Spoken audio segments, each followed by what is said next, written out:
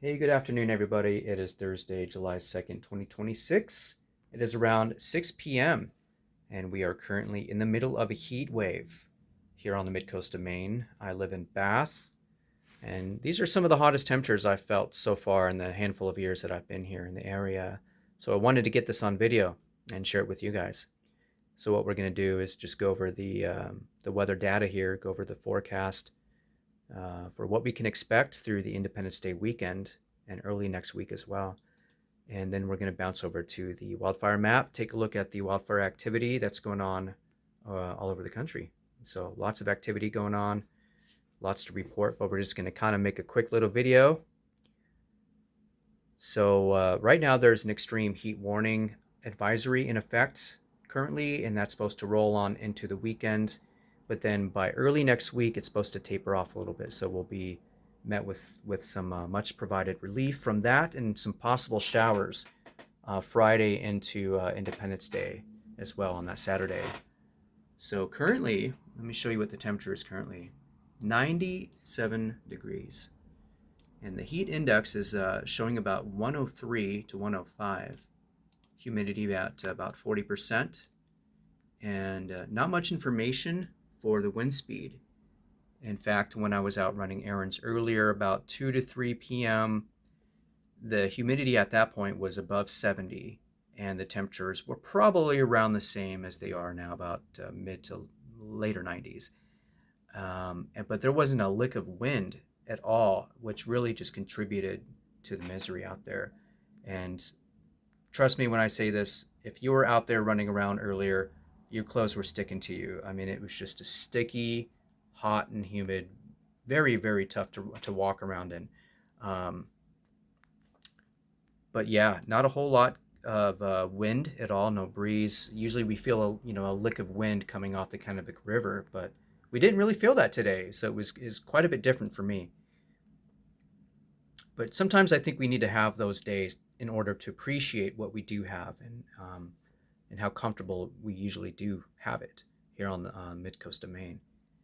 And this heat wave isn't just exclusive to the mid coast of Maine or Maine in general, but all over the country. So that's why we're going to take a look at the fire map here shortly, and that'll be a good indicator of what the whole country as a whole is experiencing weather-wise.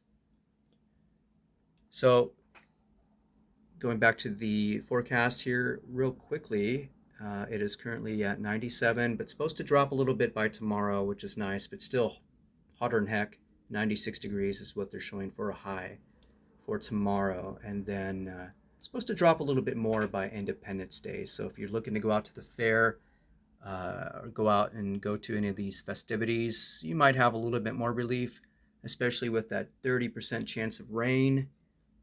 And maybe even a little bit on Friday night too. So that'll be a welcome relief as well. Now getting into early next week, looks like the temperatures are supposed to taper off as well. So that's some more good news for you. So that's it for the weather data. So let's jump on over to the firm's website. This is the Fire Information for Resource Management System resource, a great resource that I use for having a good visual on what's going on with the wildfires. And let me zoom out here. So in much of the country, the bulk of the fires seem to be happening in Canada, but also between Colorado and Utah. In fact, if you've been watching the news, there's been a lot of coverage with a few of these fires, more prominently the Snyder Fire, at least the Knowles Fire, which is very close to the Snyder Fire. And I'm not sure why it's not showing up here. I think this may have been it right here. No, that's part of the Snyder Fire. But the Knowles Fire, unfortunately, claimed the lives of 3 firefighters just last week. And so that made the news. And we have a couple pretty solid fires here. We have the Willow Fire as well as the Gold Mountain Fire and another big one over here, the Aspen Acres Fire, and a couple other ones randomly all over the state of Colorado, lush green Colorado. But look at this fire here. Look at this Willow Fire. It is like, it's like in this lush green mountainous area. Look at that crazy topography. you have canyons, you have higher and lower elevations, and lots of timber. So that's got to be a really tough one to fight and have access to. So it looks like they're really struggling to contain some of these some of the parts of this fire, but it looks like they've already done a decent job too. They've been working on the Willow Fire pretty aggressively the last few days, so they're making some progress. And the same goes for the Gold Mountain Fire and the Aspen Acres Fire. So this one, yeah, still lots of work that needs to be done. So let's transition over to Utah. We're going to take a look at the Babylon Fire, Horsehead, and the Cottonwood Fire. And this one also made the headlines recently, made the news. And that's a pretty big fire perimeter. If you look at the purple space, I think is an indicator of containment, and the red is active. So not to be confused with the Cottonwood area of California, which is also in prime wildfire country. So yeah, between the two states, there's plenty for those firefighters to do. Babylon Fire, again, pretty aggressive fire going on right there.